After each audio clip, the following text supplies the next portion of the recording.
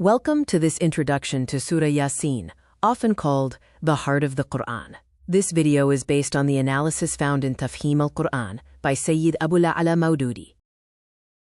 The title of this surah comes from the two letters that open it, Ya and Sin.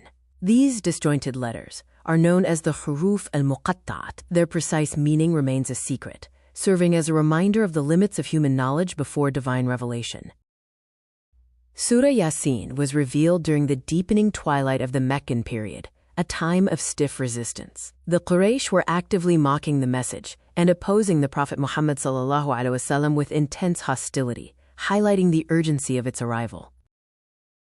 The primary subject of this surah is indhar, or severe warning. It addresses the disbelief of the Quraysh, warning them of the dire consequences of rejecting Prophet Muhammad ﷺ's prophethood and confronting their arrogance with a clear notification of what lies ahead.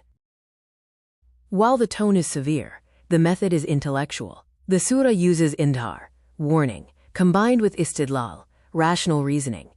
It does not demand blind obedience, but invites reflection through repeated, logical argumentation, aiming for tafheem or comprehension. The first major argument presented is tawheed, the oneness of Allah.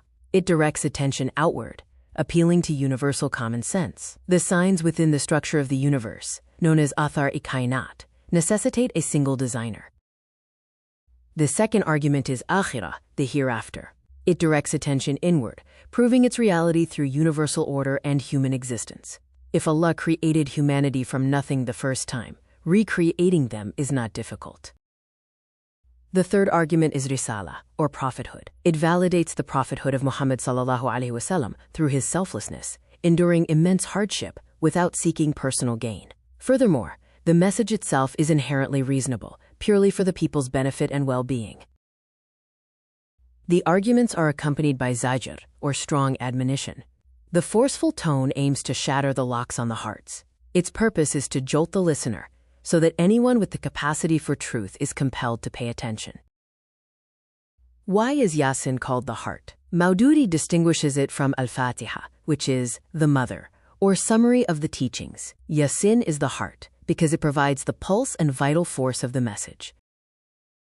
The function of the heart is to force blood through the body. Similarly, Surah Yaseen forces the message through the spirit. It breaks jamud, or stagnation, creating movement in the spirit and turning a static believer into an active one. The Prophet Muhammad ﷺ advised, recite Yaseen over your dying ones. This is not a ritual without purpose. It is a spiritual prescription for the most critical moment of human life, acting as a bridge across the barzakh, or barrier. Reciting the surah at death serves two purposes. It refreshes the creed by bringing the Islamic beliefs to the forefront. It also visualizes the destination, painting a complete picture of the akhirah, showing the traveler the stages they are about to enter. For the recitation to fulfill its purpose of tadhkir, or remembrance, the meaning must be understood. Maududi advises that for non-Arabic speakers, the translation should be read gently alongside the Arabic to ensure conscious comprehension of the truths of the hereafter.